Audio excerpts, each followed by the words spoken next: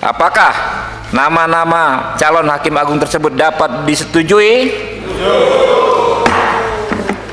DPR coret hakim yang vonis mati Ferdi Sambo, tetapkan 10 calon hakim agung. Komisi 3 DPR RI menetapkan 10 dari 16 calon hakim agung dan hakim ad hoc hak asasi manusia, HAM, yang telah mengikuti fit and proper test. Keputusan Komisi 3 mencoret 6 calon hakim agung diketok dalam rapat pleno pemilihan dan penetapan calon hakim agung dan hakim ad hoc HAM pada Mahkamah Agung, MA, tahun 2025. Satu calon hakim agung yang dicoret yakni Hakim Tinggi Pengadilan Banjarmasin, Alimin Ribut Sujono, hakim yang menjatuhkan vonis hukuman mati kepada terdakwa Ferdi Sambo.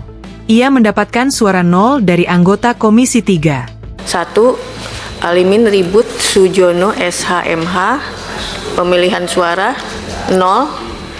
Anas Mustaqim SHMHum, pemilihan suara 0. Terima kasih. Jadi semua Poksi ya sudah membacakan sikapnya dan saya mengkonfirmasi ini semua Poksi ini yang dibacakan tadi mewakili fraksi sekaligus mewakili semua anggota fraksi yang ada di Komisi 3 ya.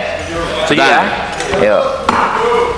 Saat fit and proper test, Alimin sempat dicecar anggota DPR yang mempertanyakan dirinya seakan menjadi wakil Tuhan di dunia.